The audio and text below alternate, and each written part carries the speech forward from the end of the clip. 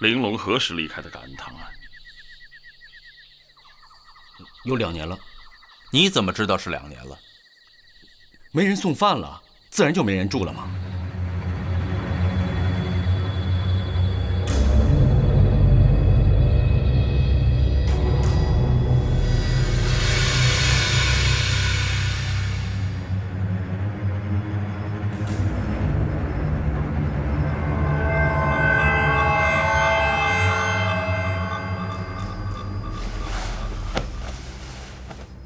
大人，为何还不睡啊？睡不着啊。我陪您出去。你歇着，我去院子里走走。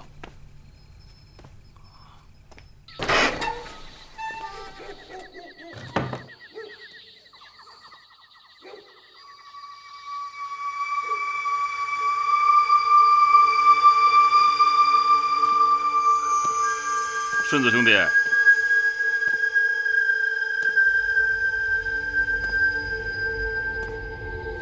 顺子兄弟，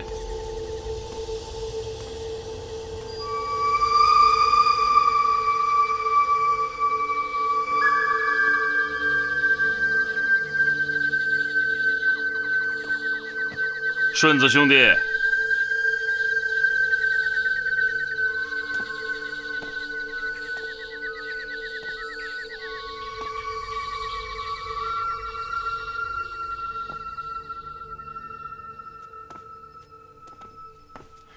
狄大人，哎呀，我看你这亮着灯，还以为你在呢，有点不恭了啊。哎，没事，我衙门里有点事儿，出去了一趟。哦，狄大人，这么早就醒了？我根本就没睡，换了地方睡不着觉。那狄大人，请聊会儿啊。哎呀，这么早，衙门里就有那么多的事情啊！哎呀，黄夫人来衙门里找黄大人，问黄大人为何2天都没有回家，还哭着闹着非要闯感恩堂，将值夜的看守都打了。哦，哈哈，黄大人2天都没有回家，他以前经常这样啊？从未有过。您有所不知，那黄夫人是有名的醋坛子。别说2天了，就是晚半个时辰，黄夫人也会跟他闹半宿的。白天没见过黄大人吗？前日下午见过，昨日好像未见他出来处理公事。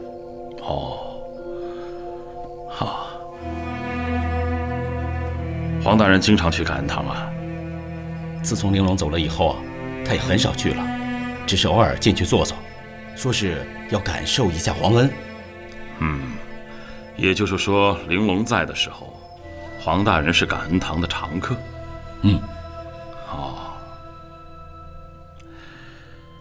2天没回家，也没有处理过公事，不会是出什么事了吧？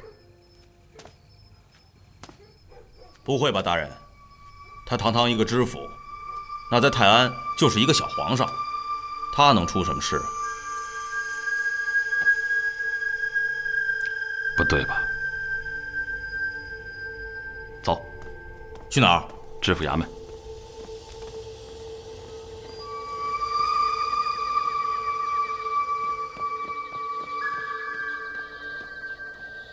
黄夫人走了吗？又哭又闹，折腾了半宿，刚刚才走。将值夜的弟兄们叫出来。黄大人回来了吗？不是黄大人，是狄大人。参见狄大人。好了，都起来吧，打扰各位了。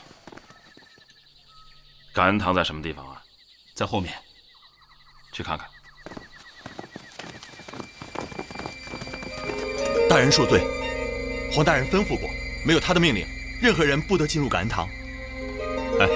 狄大人也不行吗？他可是朝廷命官。张捕头，你不是不知道衙门中的规矩，这可是皇上住过的地方。刚才你也看到了，连黄夫人想进都没让进呢。黄夫人能与狄大人比吗？张捕头，黄大人的脾气你也了解，他要是一发火，兄弟们丢了饭碗是小事儿，要是连吃饭的家伙都丢了，可就是一辈子的事儿。是啊，这位兄弟说的也对。既然是黄大人的吩咐，那就按吩咐办。哎，如果皇上来了也不让进吗？当然行了，这普天之下都是皇上的地方，那谁敢拦皇上啊？哦，御赐金牌在此。吾皇万岁万岁万万岁！起了吧，开门。是。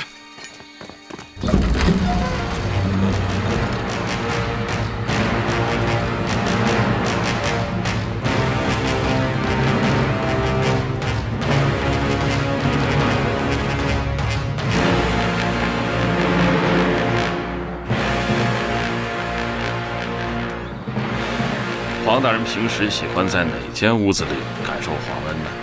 不知道，黄大人一向是一个人进来，不许别人跟着。哦，那皇上住过哪间屋子？正房。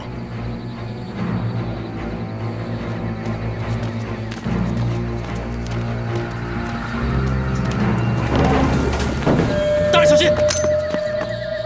来人，拿火把来！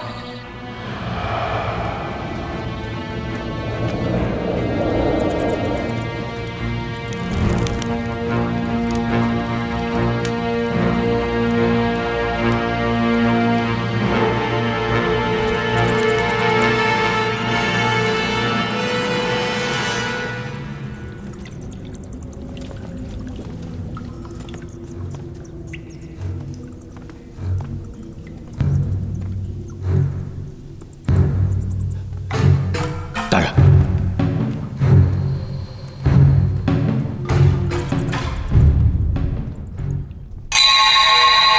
黄大人，这黄大人怎么会是被杀的？没想到，就是黄大人被人所仇家，这什么人？对呀，大人，黄大人应该是前日被杀，是利剑断喉。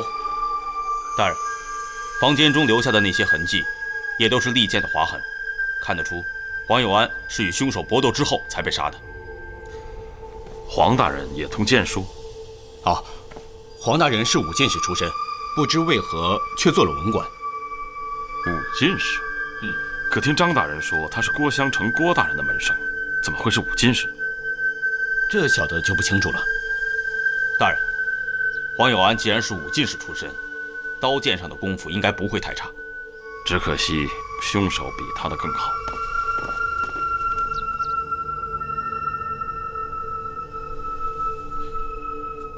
骰子，你来看。什么？黄大人死的时候，应该是睁着眼睛，后来被人把眼睛给合上了。何以见得？你看这儿，这斑斑点点的血迹，显然是利剑封喉时溅上去的。而这些呢，这分明是用手摸过的痕迹。有道理，这杀手还挺仁义的。这应该不是杀手所为，而是熟人所为。哎，也许杀手就是熟人。熟人？除了黄大人，别人根本不可能进入感恩堂。我刚才问过门口的守卫，他们根本不知道黄大人进来过，更不可能知道他被杀了。这门口时刻都有守卫，他是怎么进来的？这么熟的活计，还用得着问我？我是说，黄有安放着正门不走，为何要越墙而入呢？他应该在做一件秘密的事情，不愿意被人知道。让看守知道了又如何？他们还敢跟他进来吗？哼哼。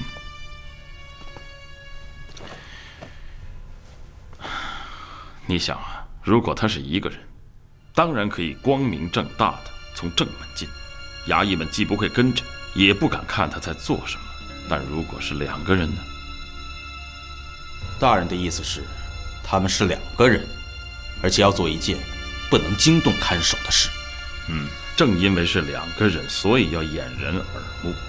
但总之，他们是熟人，而且在做一件秘密的事情。有道理。也许两个人在谈一笔生意，谈崩了，打了起来。黄有安技不如人，被人给杀了。这种官匪勾结，然后又起内讧的事情，以前常常听说。如果是官匪勾结起了内讧，那倒简单了。难道还有更复杂的？你别忘了，这感恩堂除了皇上之外，还住过一个人。玲珑。大人是说黄有安被杀与玲珑有关？至少他嫌疑很大。还有，我们是昨日到的，黄大人是前日被杀的，而张顺子前日下午还见过他，这就说明黄大人死亡的时间是在前日的黄昏、傍晚，甚至就是昨日我们到来之前。这简直是太巧合了吧！大人，咱们来泰安可是秘密的，除了太后，可没有别人知道啊。我们来泰安是秘密，可是离开洛阳城，却不是秘密。洛阳城中根本就没有秘密可言。凶手究竟会是谁呢？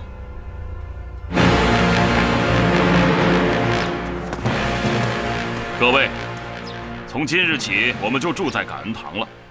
以后没有我的命令，任何人不得出入。是。张捕头，大人，你立刻带领兄弟们，将泰安府所有的客栈、驿馆、饭庄、酒楼、妓院、赌场，都给我搜查一遍，看看近日是否有什么陌生人进入过泰安府。是。还有，那些卖花女也可以去问问，有外地人来，他们是不可能放过的。是。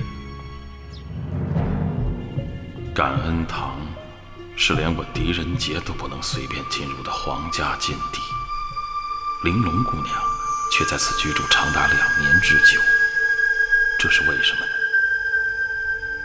太子已经遭贬，人们躲避有恐不及，黄有安如何还会将一位仅与太子有过几日欢愉的女人留下来呢？而且还公然称她是自己的干女儿，这说不过去啊。要想知道玲珑姑娘以后的事，你应该去问现任知府黄有安。黄有安，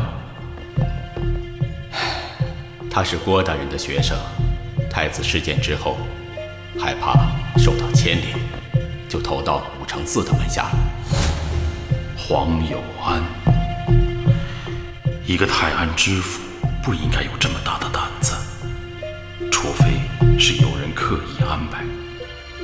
朝廷大臣中知道此事的只有郭襄城与张柬之，难道是他们安排的？张柬之在太子出事不久就远赴成都府了，不可能是他。难道是郭襄城？他是黄有安的老师，也有可能拜托黄有安照顾玲珑。如果真是如此的话，黄有安与郭襄城应该是生死与共，彼此十分信任的关系。黄有安又如何会那么快就转投到武承嗣的门下？他是姑娘什么人呢？只是一位客人，常来店里买花，来往的多了，也就成朋友了。哦，姑娘找他有什么事吗？也不是什么大事，我只是想问他，什么时候将他的朋友接走。玲珑认识阿禄，而阿禄又是武承嗣的人，难道武承嗣也知道了玲珑与太子之事，所以他们买通了黄有安？这应该是一个很秘密的故事，他们又是如何知道的呢？他们通过黄有安将玲珑拉到自己一边，究竟想干什么？黄有安应该知道这一切，所以他才被灭口。可黄有安死了，他们就不担心我对玲珑姑娘产生怀疑吗？玲珑姑娘在感恩堂一住就是2年，这2年中，玲珑都在干什么？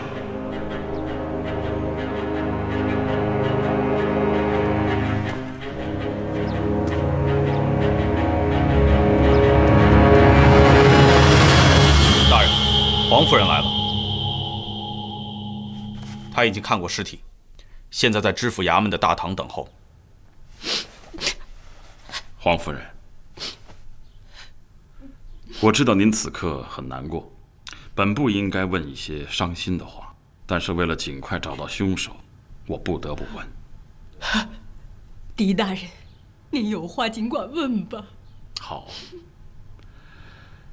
请问，您最后一次见到您丈夫是什么时候？是前天傍晚。他在家中吃了晚饭之后，跟我说，衙门还有公务要处理，说完便匆匆地走了。可是，我怎么也没想到，他这么一走，就再也没有回来了。请您节哀，黄夫人。您丈夫经常晚上去办公务吗？很少，除非那些比他更大的官来了，他才会留在驿馆或者行宫陪伴。最近或者说这1-2年，来过需要他陪伴的官员吗？有，5乘4，也就是武大人。去年来过一次，说是去泰山游玩的，是我丈夫陪他去的。哦，黄夫人，既然大人平时每按时回家，而那日他却一夜未归，您难道就没去找过他？他临走之时跟我说，什么公务繁多，可能晚上也不回来了。可是直到第2天的晚上，他还是没有回来，我就着急了，便到衙门来寻他。但衙役跟我说，他根本就没在衙门。哼，他又开始骗我了。这个臭男人，满脑子男盗女娼的，一肚子狼心狗肺。自从那个臭婊子走了之后，他就一直心神不宁的。我知道，他是看上那个臭婊子了，想娶她做2房。哎，黄夫人，您说的这个臭，她是个什么人呢？哼，她不过是一个养花卖花的粗野丫头，也想攀高枝呢。您说的是不是玲珑啊？除了那个臭婊子，还能有谁呀？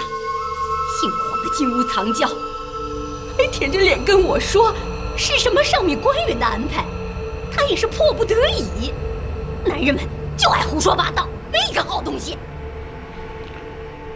黄夫人，黄大人那天走的时候有没有什么异常啊？异常？啊，就是说，高兴、不高兴，愿意出去或者不愿意出去。当然愿意出去了，一提到出去就高兴得不得了，一回到家就像进了老虎窝，马上有人要吃了他似的。哦，黄大人喜欢舞剑吧？喜欢，他看那把剑比看我都多呢。最近您家中来过什么客人吗？没有，别看姓黄的不是好东西，但他从来不收礼的。啊，我不是说送礼的，我是说，比如什么远方来的朋友、亲戚。哦，以前有几位，可现在已经好久没有来过了。都是什么人呢？他没跟我说，我也就没问。反正他与男人交往，我从来不管那么多的。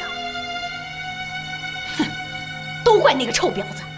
要不是这个贱女人，我丈夫也不会在外面勾三搭四的。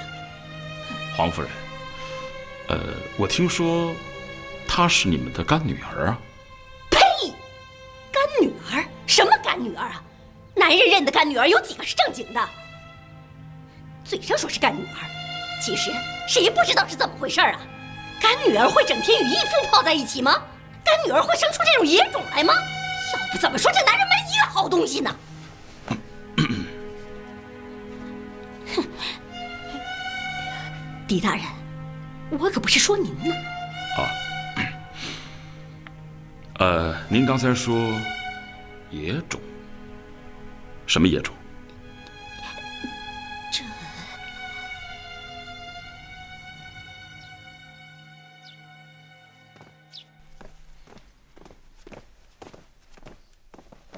参见狄大人。哦，顺子，查得如何？该查的都查过了。驿馆这几日没有光客，几家客栈留的也是一些老客人，未曾发现可疑之人。大人，如果没事，我就先回去了。哎，还有件事情，玲珑有个孩子吗？孩子？什么孩子？那黄夫人说有个野种，是怎么回事？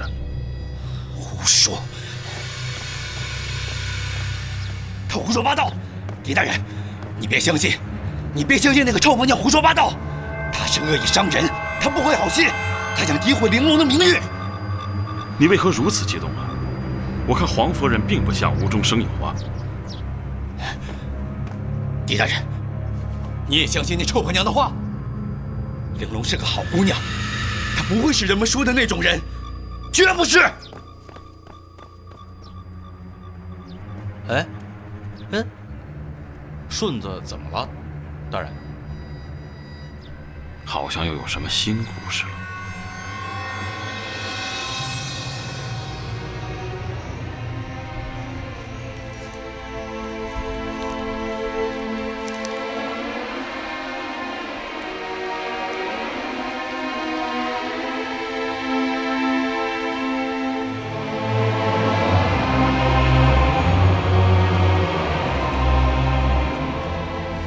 参见狄大人。黄夫人，您有丧孝在身，无需多礼。狄大人，请坐。黄夫人，请。请。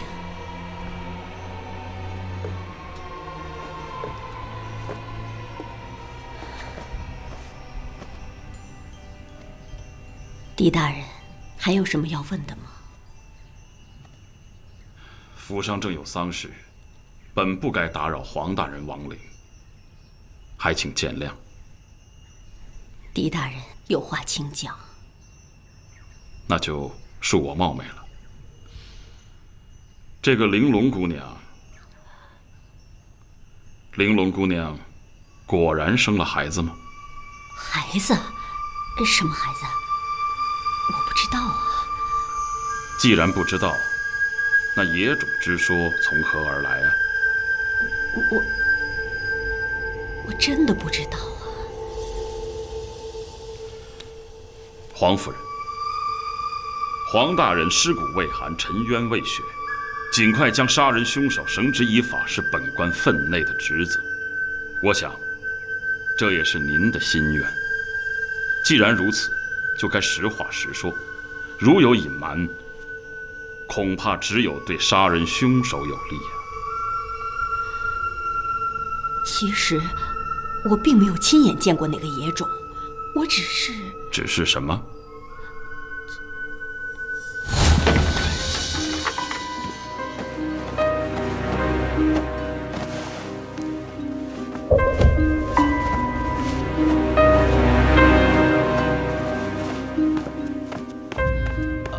夫人，又要去哪儿？衙门中有点公务要办。公务？你是去办公务呢，还是去会那个贱女人呢？夫人，我跟你说过多少遍了，照顾玲珑姑娘是受人之托，你怎么就不信呢？受人之托？鬼才相信你的话！哎，这是什么东西？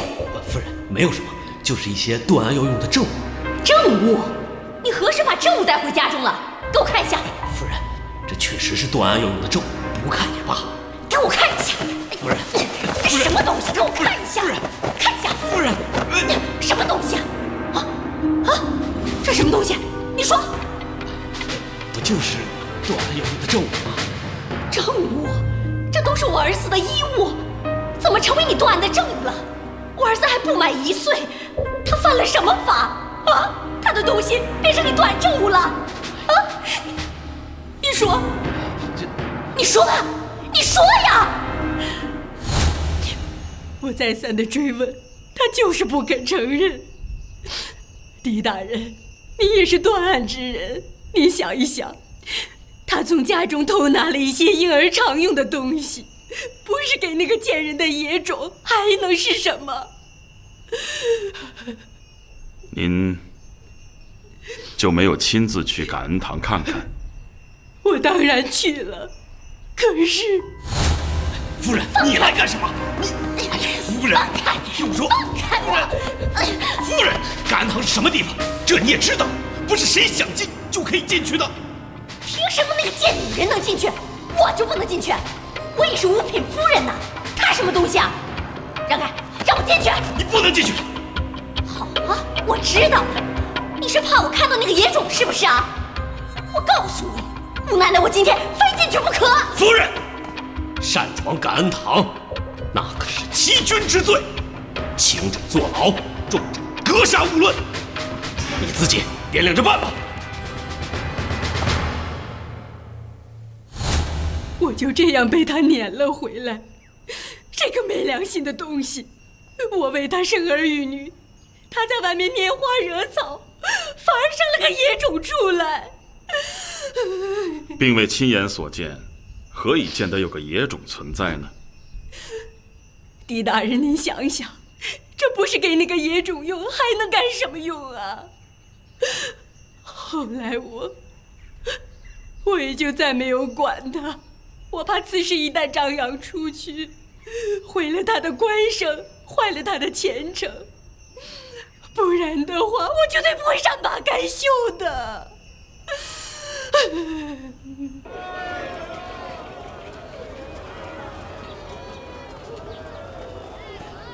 哎，谁让你们卖花的？啊，你们也配叫玲珑啊？大人，黄夫人说的那个野种，那个孩子，真的存在吗？不像说谎。女人们可以容忍男人的很多事，但这种事很难容忍。玲珑与黄有安居然能生下孩子，孩子很可能有，但未必就是黄有安的。礼贤太子呢？隆重！快都走！你们也配在御花国？走走，全走！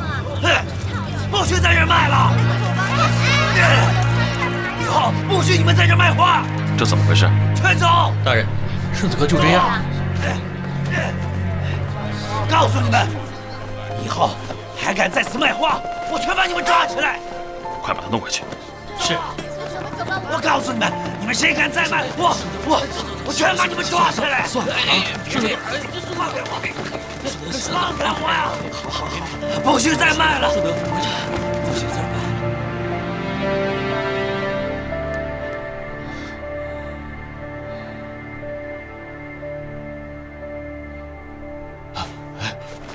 狄大人啊，你躺着，躺着，没事。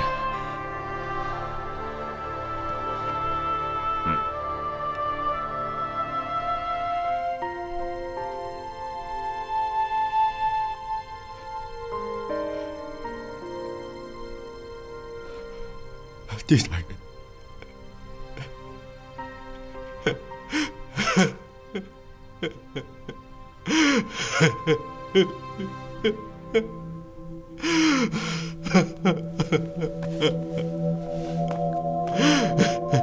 大人，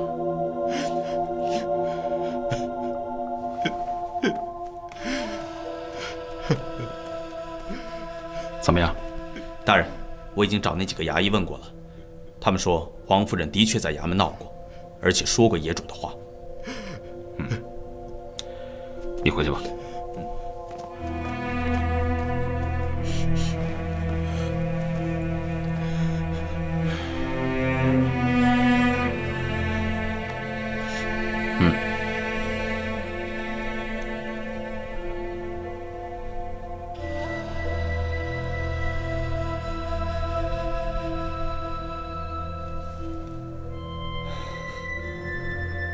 是，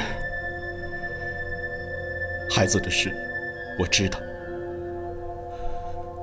那天黄夫人去感恩堂闹事，我就在场。玲珑真的有孩子吗？我没有见过，不过黄大人曾经让我请郎中进感恩堂给玲珑看过病。我担心玲珑，便悄悄问了那个郎中。他刚开始不肯说，我就逼着他说。后来他迫不得已就告诉我了，说玲珑没病，是有喜了。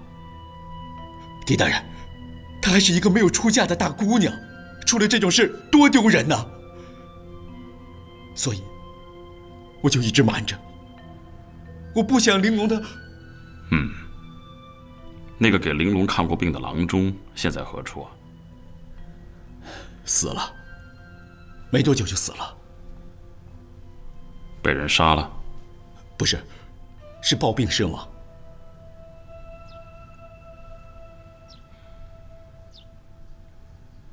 顺子，你很喜欢玲珑姑娘吧？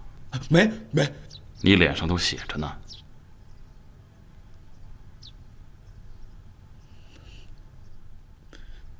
不瞒狄大人，我确实喜欢过玲珑。你也知道，我们家早先与玲珑家住邻居，从小就在一起，也就这么多了。你最后一次见玲珑是什么时候啊？那是在2年多以前，隐隐约约我们见过几次。隐隐约约？你没与他单独谈过吗？狄大人，我进不了感恩堂，他也出不来，怎么能？你就没有想过问问他，孩子究竟是怎么回事吗？他不肯说。你还是问过？你没问过，怎么知道他不肯说？顺子，你见过他，不是隐隐约约，而是离得很近，而且可以单独谈话。狄大人，你这是何意？你怀疑是我杀了黄大人？你见过玲珑与杀黄大人有什么关系呢？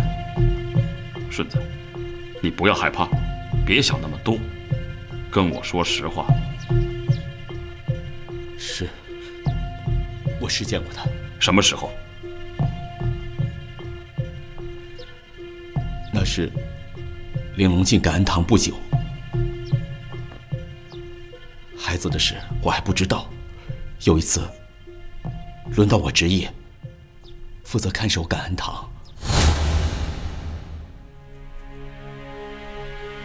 玲珑，你还好吗？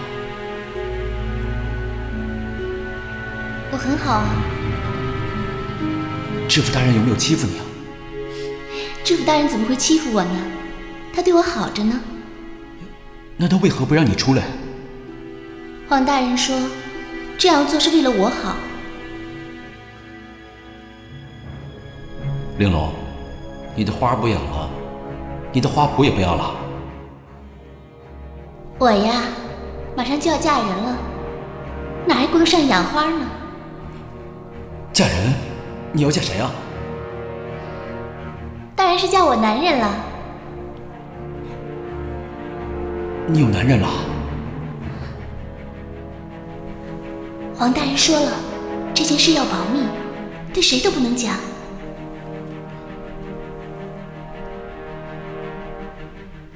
玲珑，怎么了？你说的男人是不是黄大人？你说什么呢？我男人比黄大人好多了，而且我已经是他的人了，我会跟他一辈子的。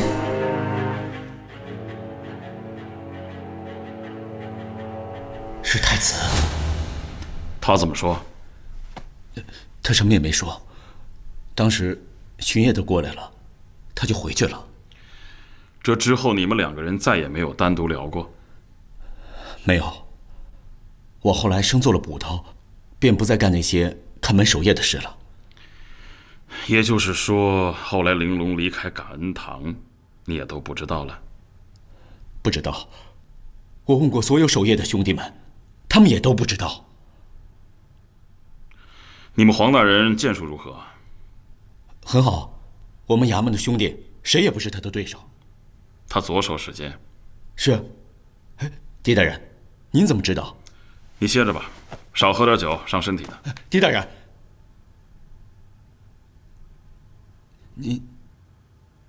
您是不是有玲珑的消息？狄大人，她如今怎么样了？她现在在哪儿？玲珑姑娘，她已经死了。死了。她死了。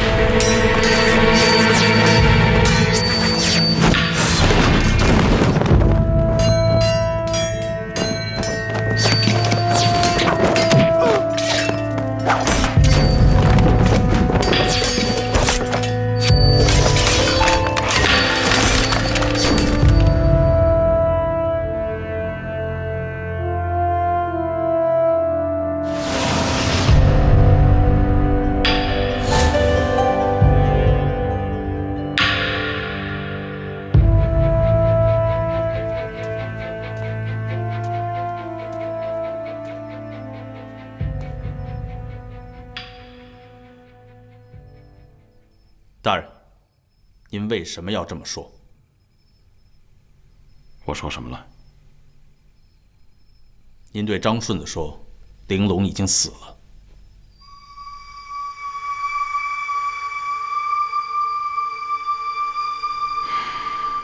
我还能怎么说？他哭了，哭得很伤心。他的心已经伤透了。大人，就算您不告诉他玲珑在洛阳，至少也别说他已经死了呀。只要玲珑还活着，顺子就会不停地找，用一生追查。而据我所知，凡是与此故事有关之人，结果都不是太好。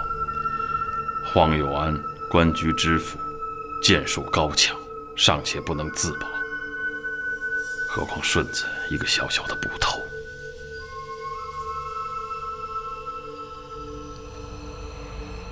骰子，你会练剑吗？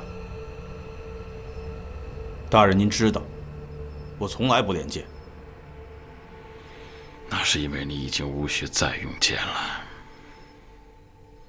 大人，您究竟在想什么？没事。你说什么？泰安知府黄有安死了？是啊，大理寺刚刚收到泰安府的讣文。好端端的，他怎么会死了呢？听说是遇刺身亡。遇刺？可知是何人所为啊？这讣文上并未明确详陈具体内容。据老夫所知，黄有安没有什么仇家呀，怎么好端端的就遇刺了呢？是啊，是很奇怪。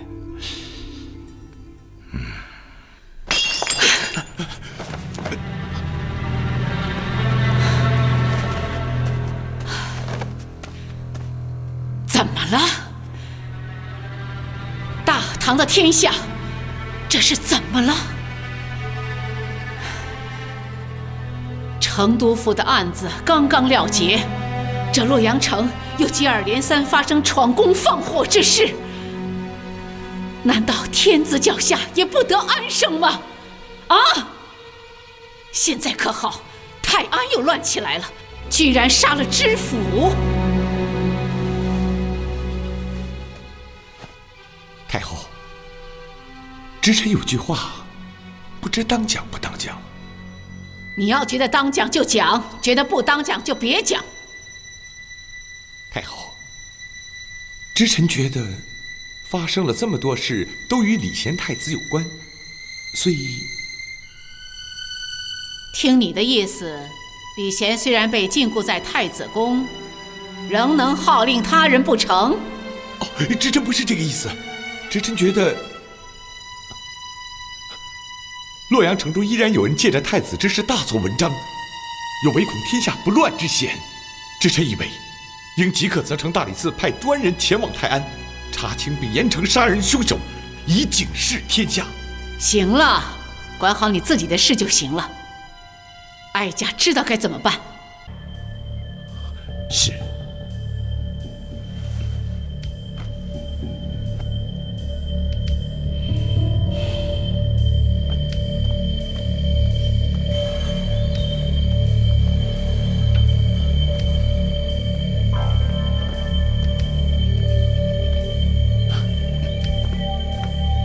吴大人，太后怎么说？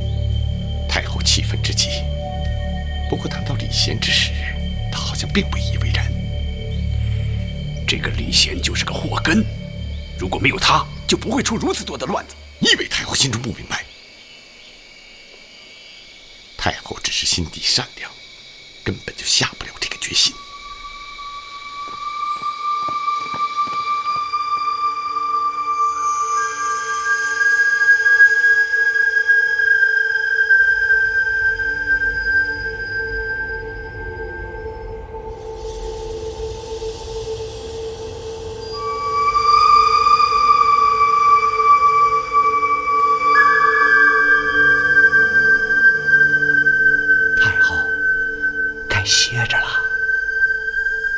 出去。太后，时辰不早了。哀家让你出去。是。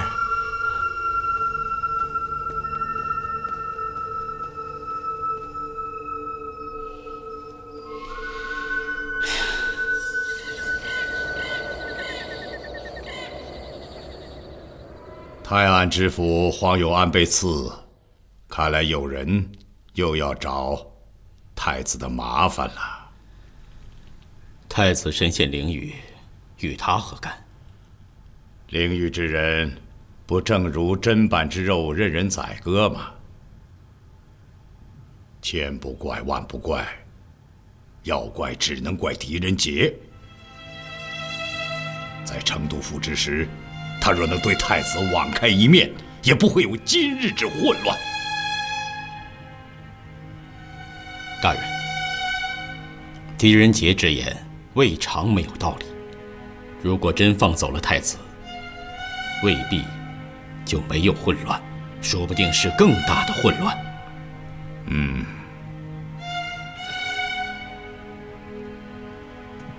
天下是大唐的天下，老百姓的天下，不是某一个人的天下。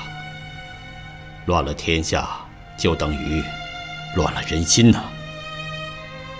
张大人，你给老夫说句实话。狄仁杰突然离开了洛阳，是不是去了泰安？此事我也不清楚啊。肯定是，否则的话，就不会有这么多的麻烦。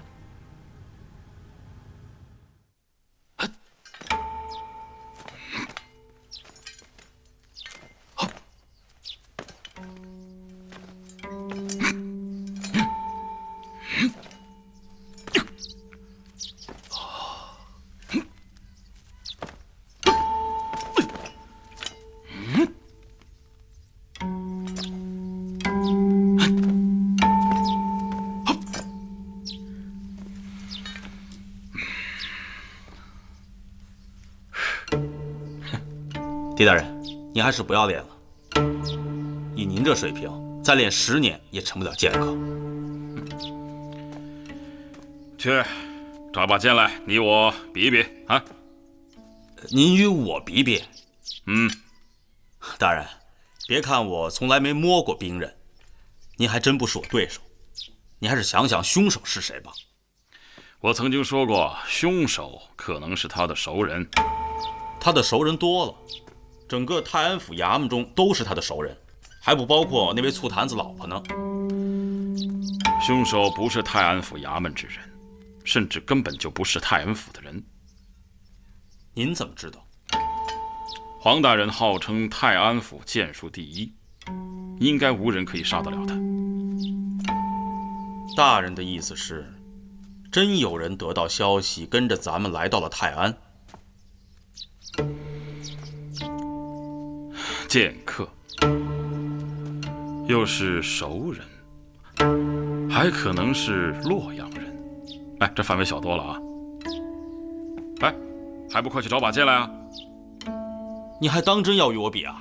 当然了。哼，行，那我就用这个陪您练练吧。哼，进屋吧。进屋就进屋。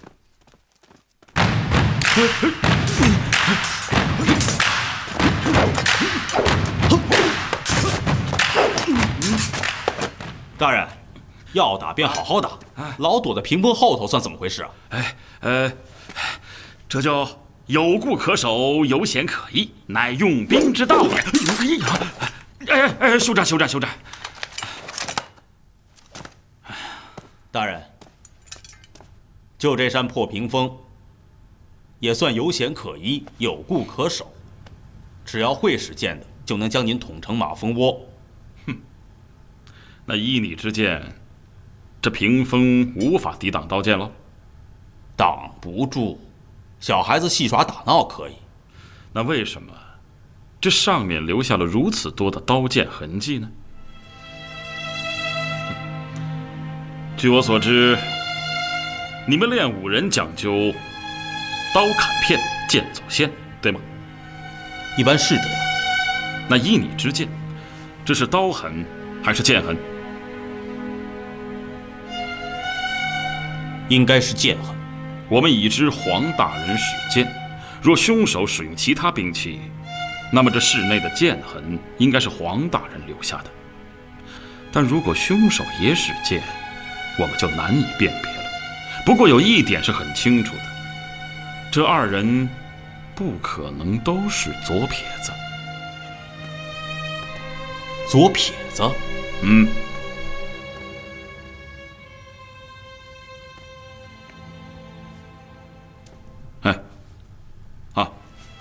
你看这连环三剑，只有正手剑才能使得如此连贯而迅速。我们使正手剑，是由右至左，由浅入深，由轻至重，而这三剑完全相反。也就是说，这三剑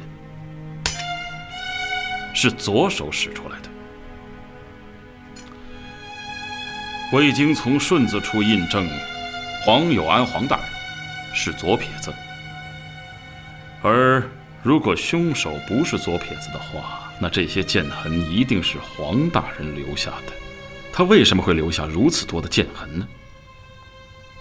大人，或许因为屋子小，他们打斗不开；或许因其剑术不精，处处扑空所致。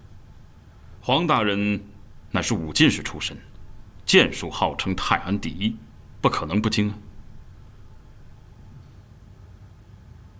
那么剩下的就是凶手了。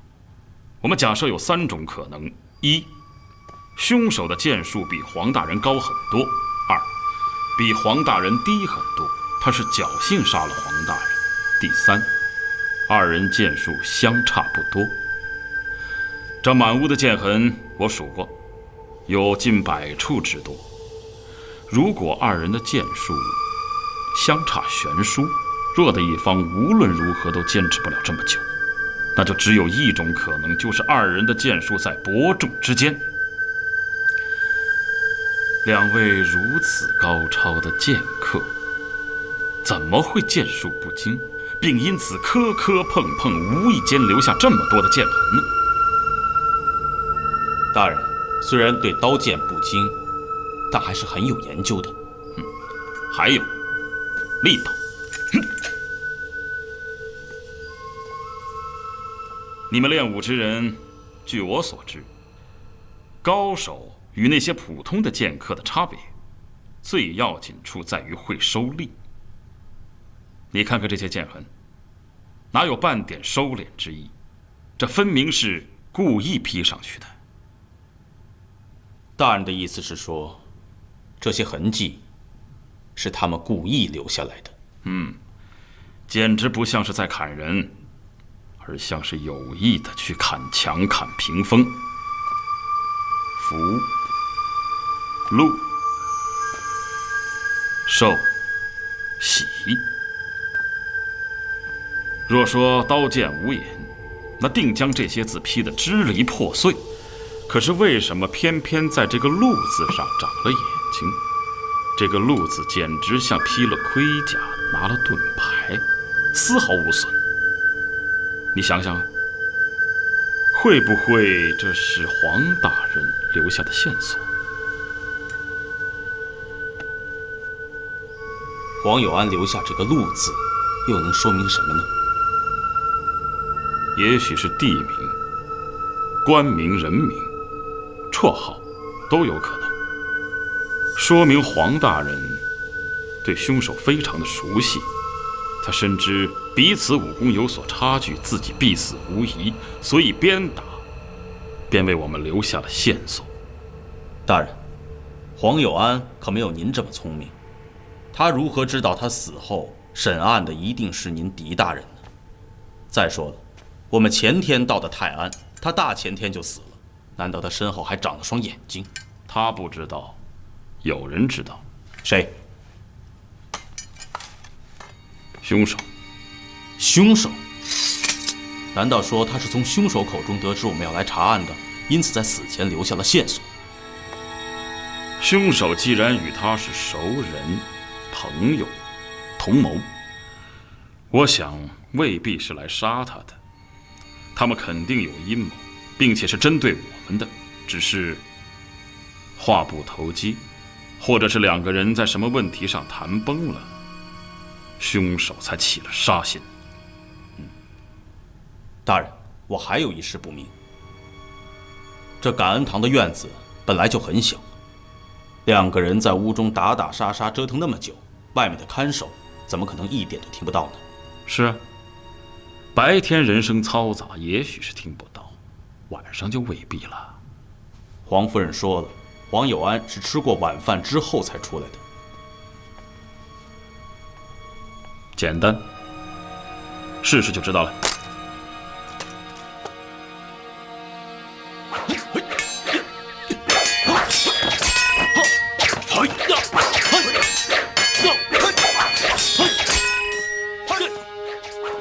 听到了吗？听到了。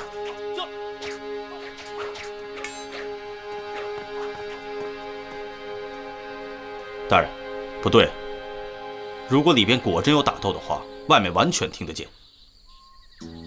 一种可能是我的判断有误，还有一种可能就是黄夫人在说谎。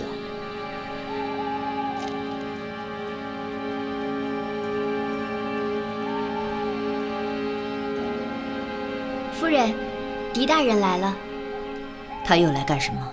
狄大人说他是来吊孝的。知道了。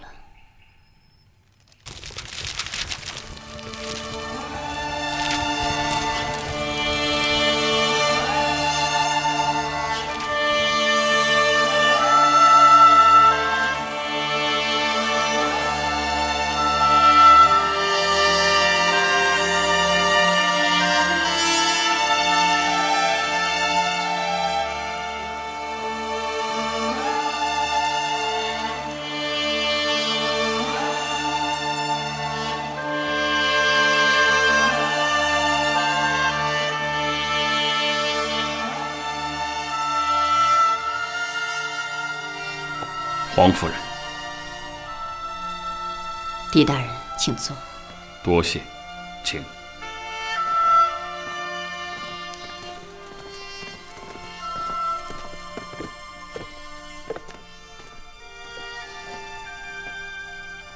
看茶。哎，茶就不必了。有件事，问完就走。狄大人，请问吧。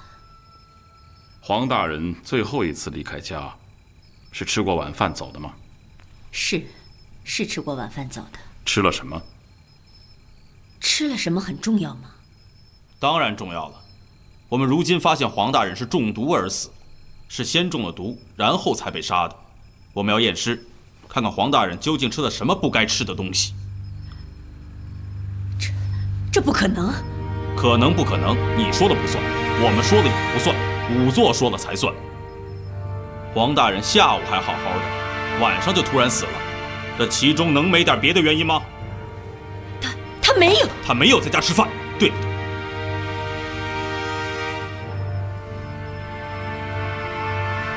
黄夫人，被害者是你的丈夫，如果你不以实相告，就等于是包庇凶手。难道你愿意看到一起生活了那么多年的丈夫死不瞑目吗？他是吃过午饭才走的。他临走时说了些什么？他临走时说，让我吩咐厨房将晚饭准备的丰富一些，说有朋友要来我家吃饭。什么朋友？他能有什么朋友？还不是以前常来常往的那个武承寺武大人家的厨子。宰相家人7品官，就连人家的一个厨子也像大爷似的伺候着人家。阿禄，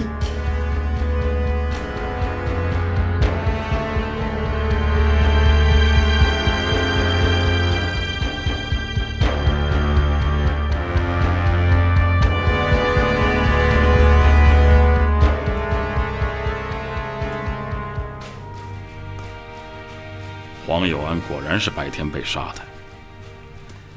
眼下最重要的就是这位厨子阿禄了。难道黄有安留下这个禄字，就是要告诉我们，杀害他的凶手是阿禄？这怎么可能呢？大人，那阿禄明明已经死了，而且就死在您家里，当时我们也都在，怎么会复生了呢？难道这个世上真的有鬼？不知顺子见过这鬼没有？大人，你要去哪儿？去看看顺子。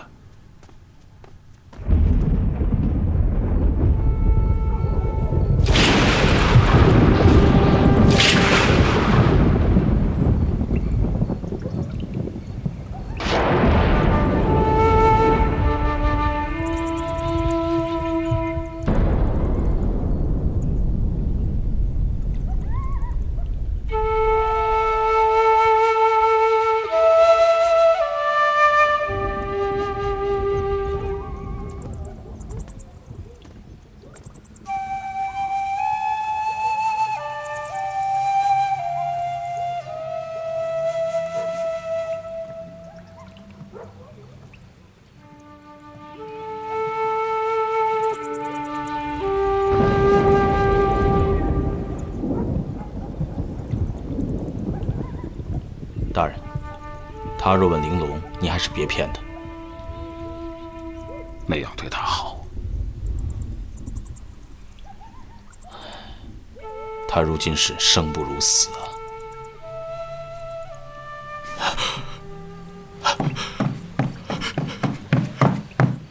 狄大人，玲珑在哪儿？我不是跟你说过吗？他已经死了。你骗我！玲珑不会死，玲珑肯定不会死。狄大人，我求求您了，您告诉我，玲珑在哪儿？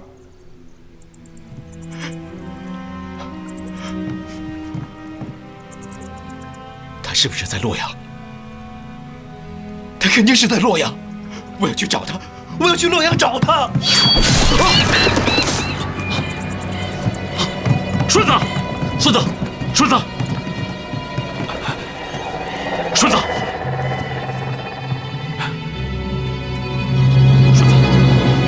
顺子。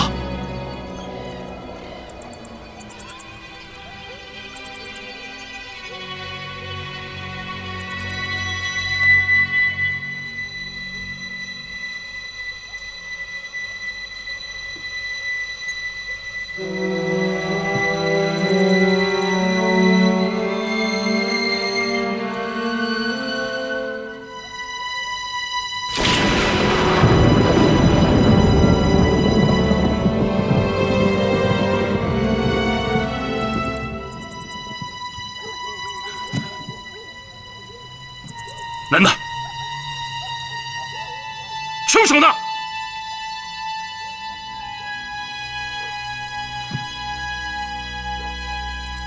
你不是江洋大盗吗？啊？你不是轻功很好吗？你不是暗亲王吗？人个人都追不到。说！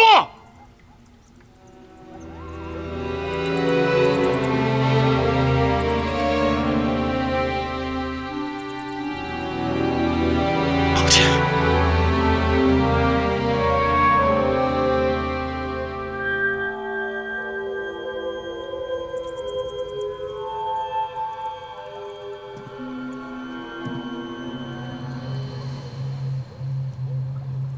大人，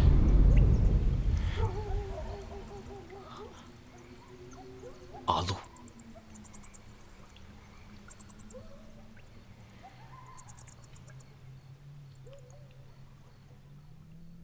他果然还活着。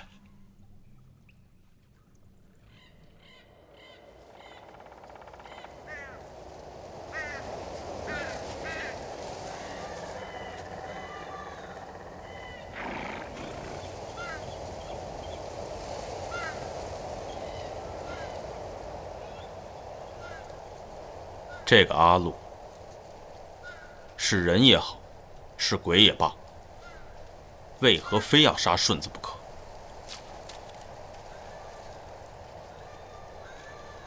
现在看起来，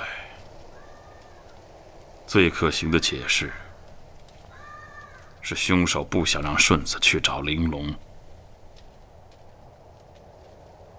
顺子与玲珑是好朋友，他去找他又怎么了？除非凶手是怕他搅局。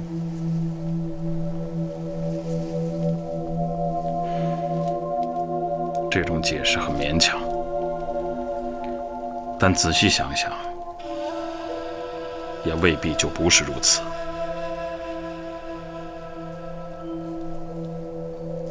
要真是这样的话，玲珑去洛阳可就不简单了。如果杀害黄有安与杀害顺子真是一个人的话，那玲珑可就更不简单了。顺子死的有点冤呢。唉，作孽，作孽呀！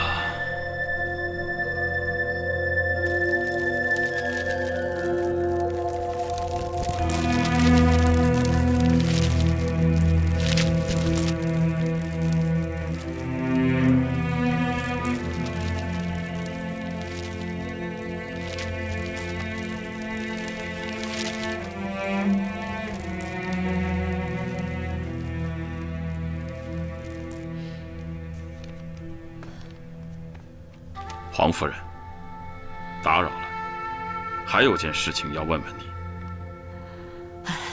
我该说的不是已经都说过了吗？武大人家的那位厨子阿禄，你见过吗？见过。什么时候？大概是几个月前的事吧。最近呢？没有。据我所知，厨子阿禄极有可能是杀害你丈夫的凶手。这怎么可能？他怎么会杀我丈夫？他们是朋友啊，不会的。黄大人最近有没有出过远门？比如说洛阳，或者其他什么地方？有。去哪儿了？听他说，是到下面去视察民情。走了数月，才刚刚回来不久，他就……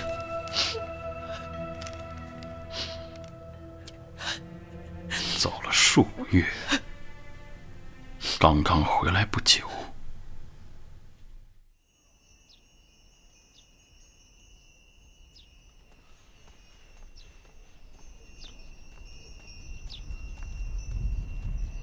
大人，啊，怎么样？我问过那些衙役了，黄有安确实有数月不在泰安，但肯定不像黄夫人说的去体察民情。是啊，堂堂知府体察民情，不可能连一个衙役都不带。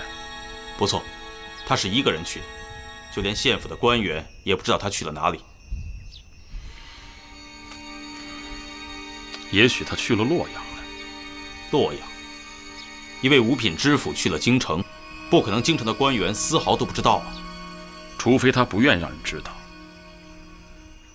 会不会玲珑此去洛阳与他也有关系呢？玲珑，看来这位玲珑姑娘的确非同寻常。我们现在立刻回洛阳，这里没必要待下去。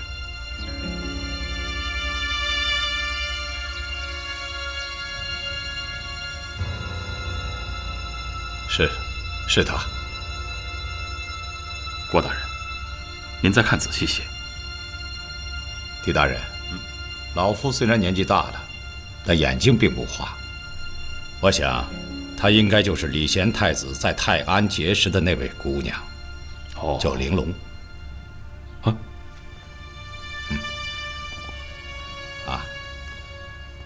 狄大人，这玲珑姑娘怎么会在你府上啊？哎呦，我也觉得奇怪呀。哎，狄大人，你让老夫到府上认人，这是什么意思啊？除了李贤太子黄有安之外，就只有您认识玲珑了。如今呢，黄有安已死，我总不能将他带到太子宫请太子辨认吧？所以啊，只有劳您老了，望请恕罪。说来也是啊，也是啊，是啊。狄福啊，上茶。狄大人。哎，狄福呢？狄福哥，他上街去买菜了。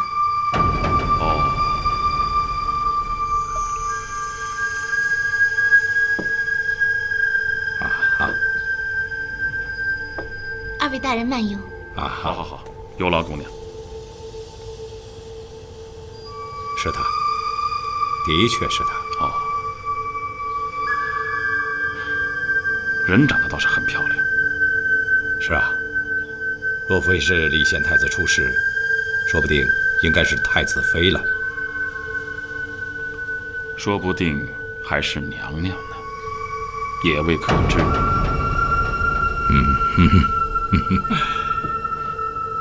生死有命，富贵在天，人算不如天算，真是位可怜的女子。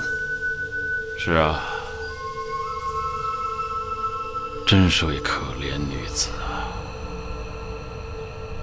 狄大人，如果没有什么别的事，老夫就告辞了。再喝口茶吧。不必了。哎呦，您看看，还麻烦你一趟。狄大人，您这也是为太子的安全着想，老夫理当效劳啊。真是辛苦您了。告辞。我送您。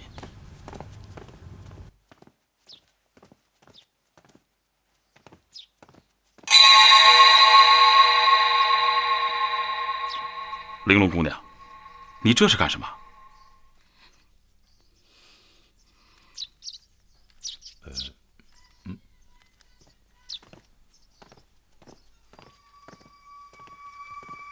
这位大人，我认识你，我见过你，在泰安府的时候，你是与我父君在一起的。你能告诉我父君现在何处吗？大人，请您告诉我父君他在哪儿？姑娘，你快请起，起来说话。我根本就不认识你，也不知道你夫君在何处，你肯定是认错人了。我没有认错人，大人，我真的见过您。玲珑姑娘啊，狄大人，我真的见过这位大人，他当时是与我父君在一起。好了，你先下去啊。大人，骰子，大人，大人，快，大人，带姑娘到后堂去。哦，是。大人，请您告诉我，大人，骰子哥，大人，好了，骰子哥，大人。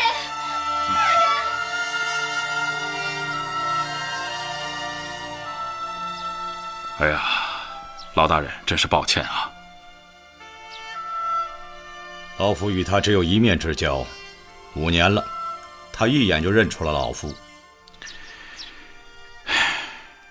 看来我也不能再留他了。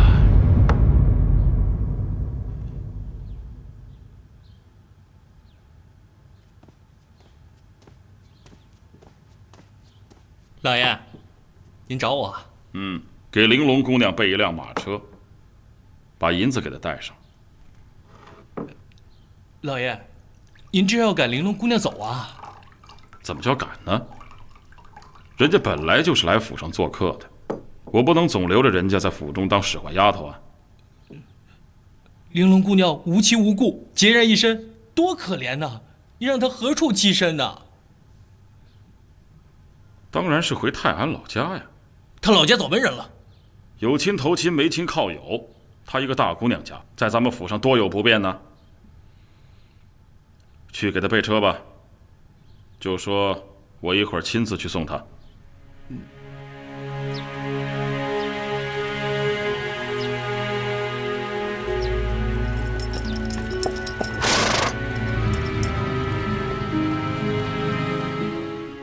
玲珑姑娘，本来想留你多住几日，但是你一个姑娘家，诸多的不便，啊，银子我给你放到轿子里了，路上用。赶车的人是我的好朋友，路上会照顾你的。大人，您想的真周到。相逢便是有缘，姑娘一路保重啊。希望与大人还能够再见面。一定能。时辰不早了，姑娘请上路吧。狄大人，烦请代我向骰子哥道别，谢谢他对我的照顾。我一定转达，请。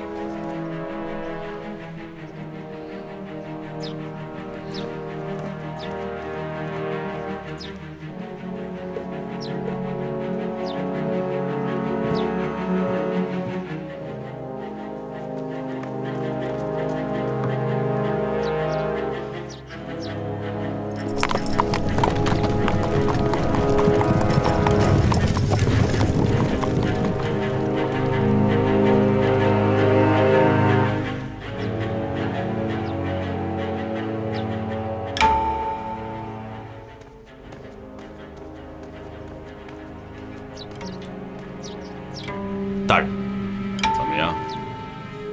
果然不出大人所料。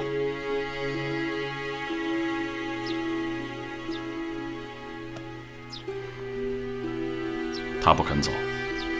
那倒不是，车刚出洛阳城不久，他就撒谎，对车夫说要方便，结果呢，跑回来了。去哪儿了？郭襄城郭大人府上。他如何认识郭大人府上啊？我查过了，他昨日晚间问过狄福，狄福告诉他的。有意思。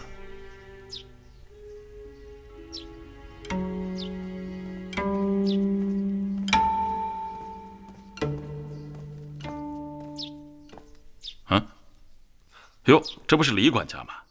什么事啊？回大人，我家老爷请您过去一趟。哦，有什么事吗？啊，您府上的姑娘赖在我家老爷府上，说什么也不肯走啊。有这种事啊？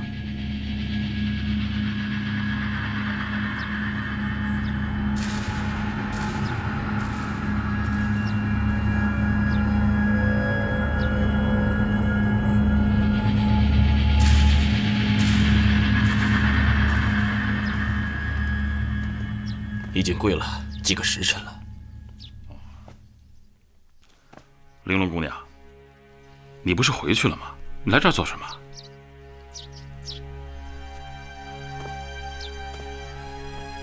玲珑姑娘，跟我回去吧。啊？哎呦！参见宰相大人。李大人，你总算来了，你看这事儿怎么办吧？这怎么回事啊？他呀，是来这儿找我要人的。他在这儿啊，已经跪了几个时辰了，怎么劝都劝不走啊。他要找他的夫君，不管老夫我说什么，可他偏偏不信呐。硬是活要见人，死要见坟。哎呀，嗨，也是，失夫之痛，在所难免。老大人，您多多担待啊。狄大人，人是你留在府上的，祸也是你惹出来的。不，这事儿你看得处理吧。哎呀，我真是作茧自缚啊！你，要不然，老大人把太子之事告诉他，告诉他啊。他要是发了疯去闯太子宫，那是，可不告诉他，他还会再来折腾您呢。你看着办吧。总之，不要让他再来我府上就行了。来人，送两位出去。哎，不，老大人，哎，老大人，哎，老大人，老大人，狄大人，请回。哎。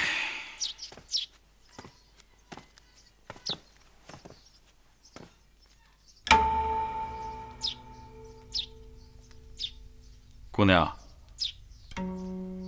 回去吧。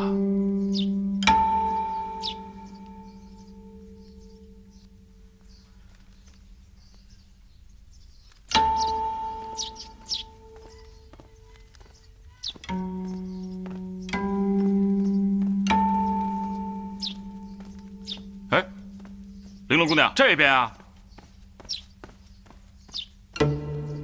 哎，你去哪儿啊？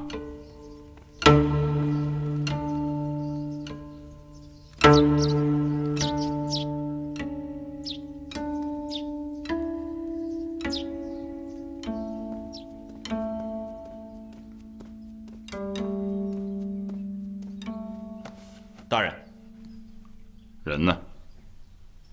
又干老本行去了。卖花？可不，他还能干嘛呀？大人，我骰子在江湖上闯荡多年，跟着您也算见过些世面。可我怎么看，这位玲珑姑娘不像是个有心计之人呢？是啊，她太像一张白纸了。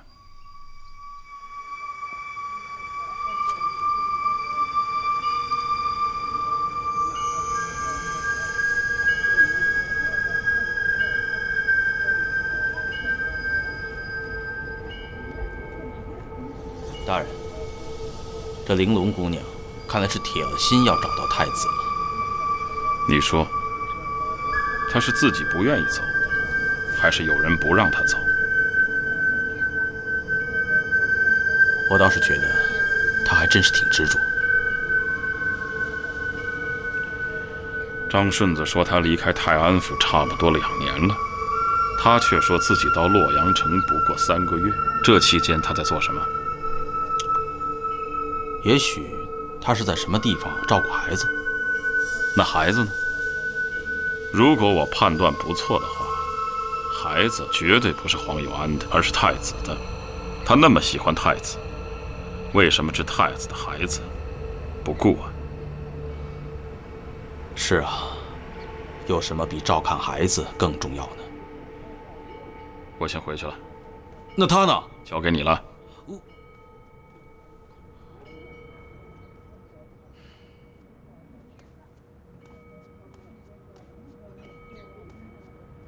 你拿好，慢走，谢谢啊。玲珑姑娘，骰子哥，生意很兴隆吗？还行吧。你是来买花的吗？啊，不，你给我们府上送的花啊，够我们欣赏一辈子的了。今天呢，就是来看看你。啊，那我们进去坐吧。不妨碍你吧？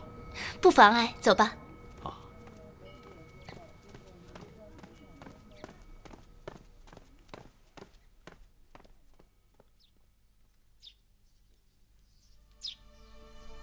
不是狄大人不帮你说话，郭大人那是什么官？那是宰相，那是比狄大人还高一品的官，他府上也是能混闯的。幸亏郭大人宽宏仁厚，并未与你计较。玲珑，我知道你初来京城，有些人地生疏。京城不比泰安府养花种草那么随意，此处你要加倍小心，处处留意。稍有不慎，便会被抓进大牢中去。再碰上个昏官，咔嚓一声，你吃饭的家伙就没了。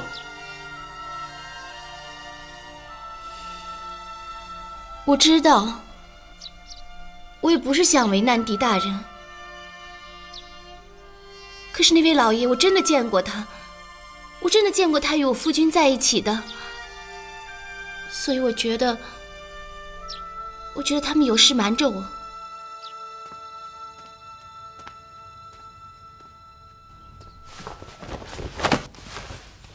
臣狄仁杰叩见太子妃。狄仁杰，臣在。你终于肯来见我了。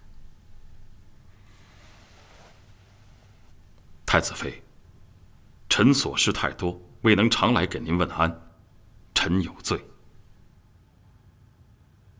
你说过要让我们夫妻团聚，什么时候？